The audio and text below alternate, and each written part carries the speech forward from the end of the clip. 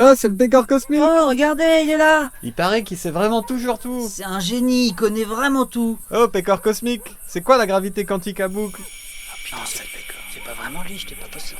Non, sérieux, je te jure, c'est lui. Oh, bah tu m'emmerdes déjà avec tes questions, toi, t'es pas la moitié des cons. Mais écoute-moi bien, bah, je vais t'expliquer 2-3 trucs. Bon, alors imagine déjà qu'un peu que tu sois dans un grand champ. Tu vois donc ça, tu peux le faire. Bon, bah la gravité, c'est comme la terre sous tes pieds. Normalement, tu marches dessus tranquille. Tu te sens bien que t'es attiré vers le sol. Tu vas pas tomber, d'accord? T'es pas plus con qu'un autre, tu peux comprendre.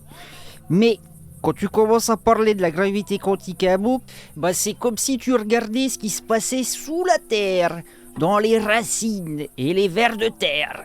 Alors bon, pour faire simple, la gravité quantique à boucle, c'est une façon d'essayer de comprendre ce que c'est que la gravité, mais à très très petite échelle. Genre tellement petite que tes yeux peuvent même pas voir. Tu sais, comme quand tu regardes un brin d'air de très près, puis que tu vois plein de détails que tu n'avais jamais vus avant. Ben, c'est la même chose. Écoute bien donc. Imagine que l'espace et le temps, c'est pas un truc tout lisse et continu comme une belle prairie bien tondue. Non, non. Non, c'est plutôt comme une vieille couverture tricotée par ta grand-mère. C'est foireux, c'est râpeux, il y a des boucles ailées de partout, c'est le merdier. Et bah ces boucles-là de la couverture de ta grand-mère, c'est ce qu'on appelle les boucles, dans la gravité quantique à boucle. Les savants, ils disent qu'à très petite échelle, l'espace-temps est en fait de ces boucles, et que c'est nœud. Et que plutôt que d'avoir un espace tout lisse, bah t'as une sorte de toile d'araignée où tout est relié par des petites boucles et puis ça va dans tous les sens. C'est comme ça que les physiciens, dans le temps, ils essaient de comprendre comment que ces boucles, elles interagissent et comment qu'elles forment ce qu'on voit comme de la gravité. Je sais pas si t'arrives à me suivre pour l'instant, mon con, mais c'est pas fini. Alors pourquoi tu me dis qu'on appelle ça quantique? Bon, ça c'est tout un truc, mais il faudrait y passer la nuit.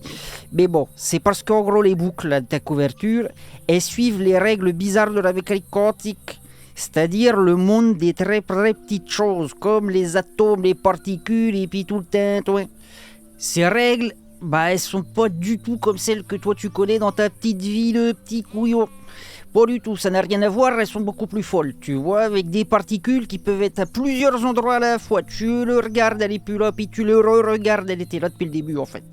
Bon, si ça t'arrive pas à te figurer, c'est tout à fait normal. Moi-même, j'ai du mal tant que j'ai pas bu un petit coup de gnôle de matin. Bon, en gros, la gravité quantique à boucle, c'est comme essayer de comprendre comment cette vieille couverture tricotée de la grand-mère, qui était l'espace-temps depuis le début, en regardant chaque fil et chaque nœud de très près, en utilisant les règles un peu dingues de la mécanique quantique.